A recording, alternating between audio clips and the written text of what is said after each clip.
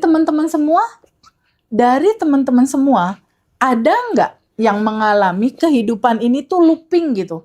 Teh kenapa ya? Aku kok ini kesel terjadi nih. Orang ini bikin kesel lagi, aku ditipu lagi, aku dibohongin lagi, aku looping terus teh. Atau seseorang bilang, Teh Feby kenapa ya? Aku dihianati lagi, pasangan aku ngecewain lagi. Ini nggak selesai-selesai. Aku lelah teh, aku capek, lelah gitu. Ada nggak di sini yang udah lelah?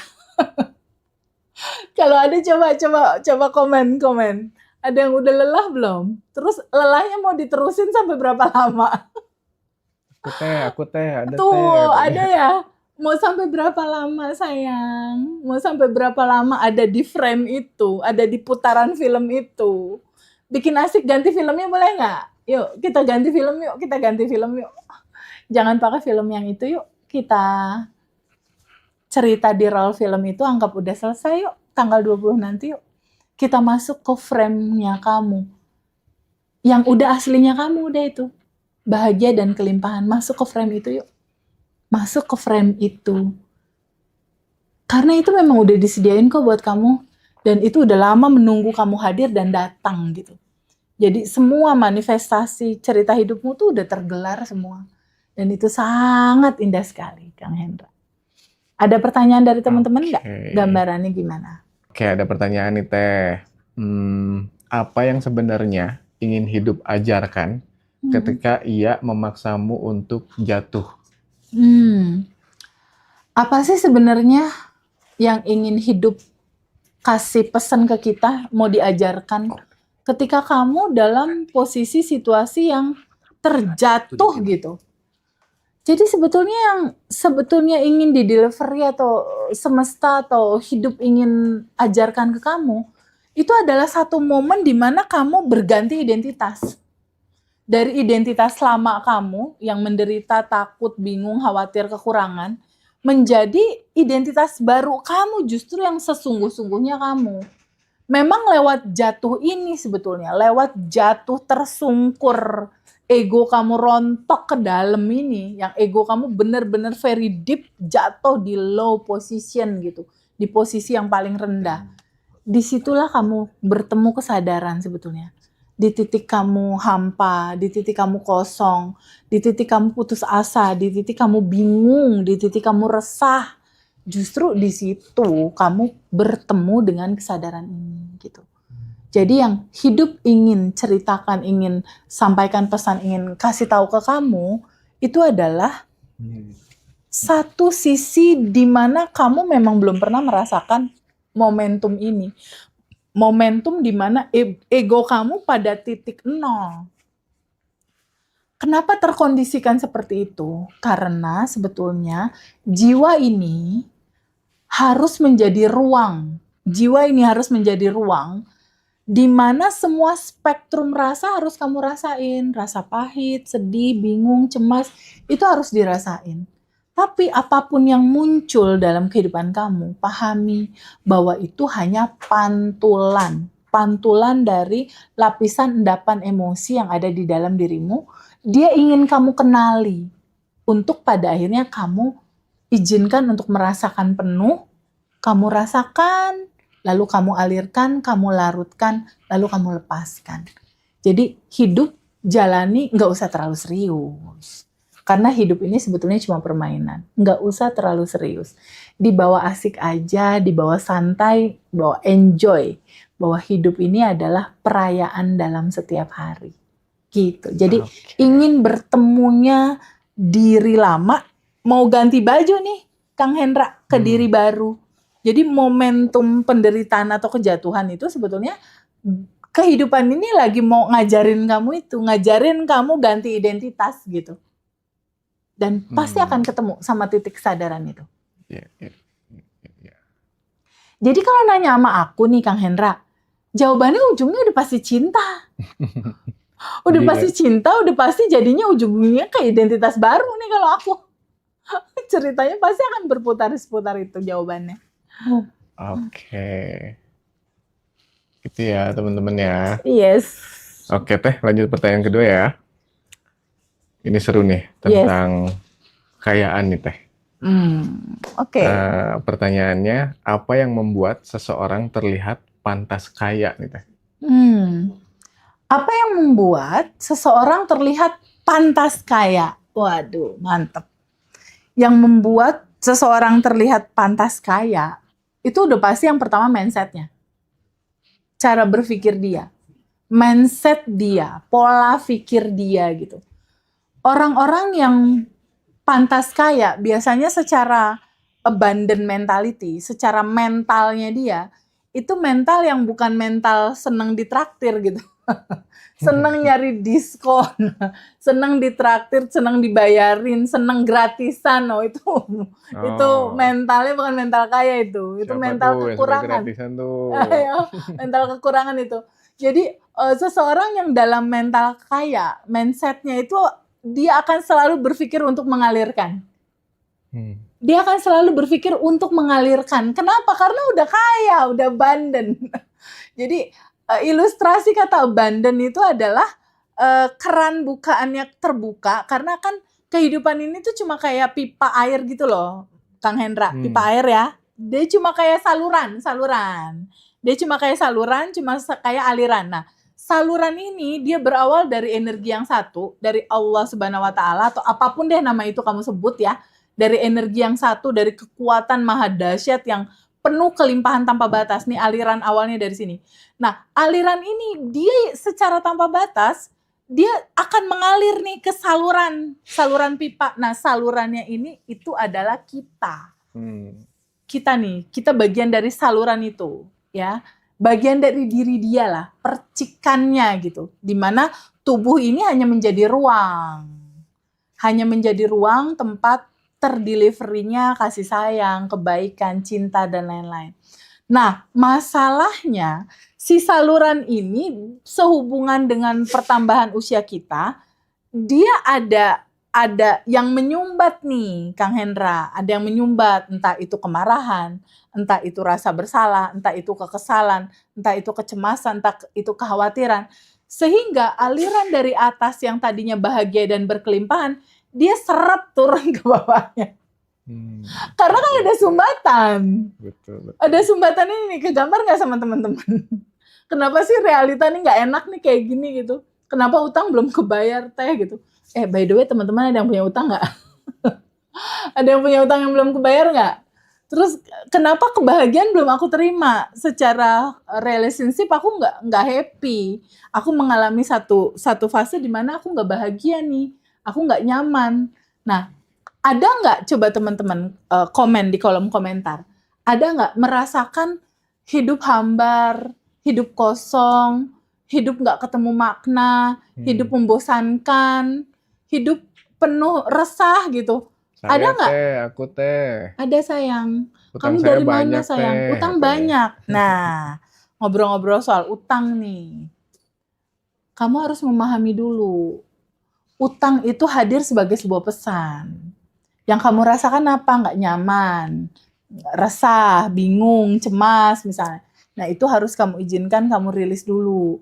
Inti dari lunas utang, cintai hutangnya. Waduh, kenapa harus dicintai hutangnya, Teh? Gimana tuh, Teh? Karena itu hidangan semesta.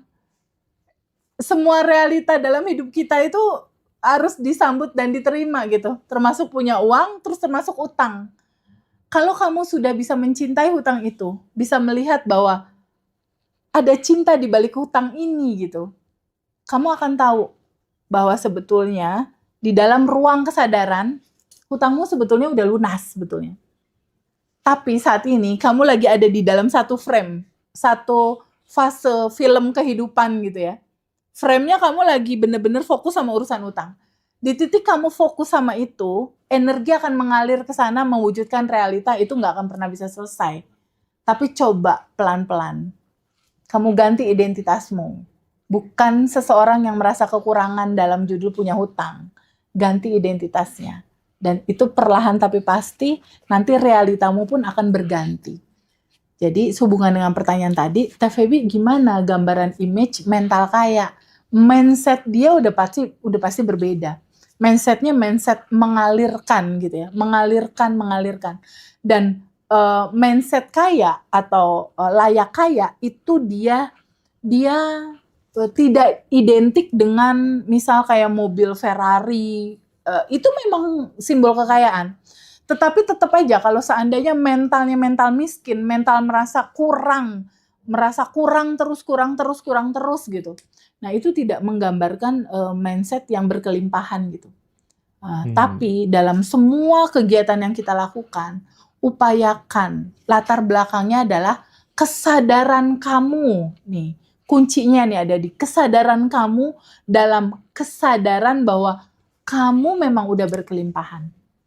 Dan itu penting sekali kita delivery gitu ke teman-teman semua. Bahwa sejatinya kamu yang sudah berkelimpahan inilah yang harus kamu pegang dan kamu yakini. Seperti yang tadi udah diceritain sama Mas Hendra tuh tentang self image ya, self ideal, lalu self esteem. Dan itu akan menjadi sesuatu yang sangat penting untuk kita pegang. Gitu, teman-teman. Oke. Ya, udah mulai bisa mengukur ya aku di dalam posisi yang mana nih, mental kaya atau mental miskin gitu. Udah mulai bisa meraba nih. Kalau udah mulai melihat ke sana, coba tolong diri sendiri untuk masuk ke natural state-nya kamu, kelimpahan. Iya. Jadi kayak enggak kaya dan miskin ini sebenarnya urusan mental teh ya? Iya, urusan mental, urusan mindset, urusan rasa hatimu, mentalitimu dan mindsetmu. Karena kalau kita bicara kaya, ujungnya kan pasti yang dia tuju adalah bahagia, benar nggak? Betul. Nah, bahagia ini urusan rasa sebetulnya. Banyak banget loh kemarin yang kelas offline-nya aku ya. Dia pakai mobil Ferrari loh, perempuan. Perempuan pakai mobil Ferrari. Deposito uang perusahaan dia udah sangat berkelimpahan, banyak banget. Tapi masuk kelas private abandon revolution, dia nangis. Lalu dia bilang, aku nggak bahagia, aku merasa kekurangan. Padahal lagi pakai Ferrari. Nangisnya di Ferrari ya? Nangisnya di Ferrari. Jadi ya teman-teman ya, jadi goals terbesar nih, aku mau cerita nih, goals terbesar sepanjang sejarah perjalanan manusia. Itu ada 3 kalau kita mau kelompokin, yaitu kebebasan, rasa bebas dari berbagai belenggu, kemarahan, kesedihan, ketakutan, plong, bebas, lepas gitu, itu adalah kebebasan. Lalu goals berikutnya yang satu paket sebetulnya, yaitu kebahagiaan, ketenangan, kebahagiaan. Lah yang berikutnya baru berkelimpahan. Jadi cerita kelimpahan, cerita materi, uang, mobil, rumah, pasangan, pekerjaan, karir, itu ngobrolnya belakangan itu. Manifest itu akan jadi efek domino setelah kita bebas, damai, bahagia. Oke. Ya teman-teman ya, coba capai dulu itu, pelan-pelan. Dalam banget ya. Ini TVB banget sih, Lost Doll. Lost Doll. Apapun Ya. Lost Doll. Ini kalau nggak direm-rem sama Sandra Jerosa, aku didolin di Lost Doll. Seru. Oke. Nggak bisa ketahan main cerita. Kita lanjut Teh ya. Ya. Yang kedua nih. Jadi kebiasaan kecil apa nih Teh yang menunjukkan masa depan seseorang sebenarnya? Kebiasaan kecil apa yang menunjukkan masa depan seseorang? Betul banget. Semua dari judul kebiasaan sebetulnya. Aku pribadi punya kebiasaan dalam hidup aku. Kebiasaan kecil apa yang menunjukkan apa tadi? Kebiasaan kecil apa yang menunjukkan masa depan seseorang? Masa depan seseorang. Kebiasaan kecil yang menunjukkan masa depan seseorang adalah dari sisi mindset dan rasa hati dia, yang pada akhirnya menunjukkan kesuksesan seseorang itu ketika dia sudah di dalam kesadaran bahwa ini udah berkelimpahan. Dalam hidup dia tuh semuanya sudah ada, tersedia, bahkan tersedianya bukan hanya tersedia ini semua dalam kelimpahan tanpa batas. Nah, kebiasaan untuk merasakan kesadaran itu. Jadi kesadaran bahwa ini udah ada, tersedia dan berkelimpahan itu jadi start nomor 1. Kebiasaan untuk menyadari. Lalu kebiasaan menyadari juga bahwa identitas diri kamu itu bukan identitas lama yang menderita dan kekurangan, bukan. tetapi kamu yang baru, yang dalam bahagia dan berkelimpahan. Jadi kebiasaan yang harus selalu kamu pahami bahwa aku bukan tubuh itu, aku melampaui tubuh, aku bukan emosi, aku bukan pikiran, aku percikannya, aku bagian dari cinta tanpa batas ini, aku percikan ruhnya. Jadi kebiasaan-kebiasaan itulah kecil sebetulnya, tapi itu berefek domino sangat luar biasa. Juga termasuk kebiasaan bersyukur sebetulnya. Bersyukur dari mulai bangun tidur, udah mulai menyadari kalau di Abundant Revolution itu ada sadar nafas syukur ya di pagi hari, di mana kita menyadari bahwa kita terkoneksi dengan yang tanpa batas itu, dan kita menyadari bahwa semuanya sudah ada dan tersedia. Kita menyadari juga bahwa ini udah berkelimpahan, ini udah sempurna gitu. Nah, kebiasaan-kebiasaan itu secara mindset, secara perilaku, secara mental yang harus menunjukkan bahwa mentalitas sukses kamu ada di sana, yang memang kebiasaan mengalirkan tanpa tendensi wah nanti dibalas sekian kali lipat, nggak usah. Latar belakang kesadarannya harus latar belakang kesadaran kelimpahan, bukan latar belakang kesadaran dalam kekurangan gitu. Nah, itu penting sekali, dua hal yang berbeda nih. Latar belakang kesadaran dalam kebahagiaan dan kelimpahan itu jadi dasar geraknya dia gitu. Satu lagi, kesadaran ada dalam kekurangan dan rasa menderita gitu.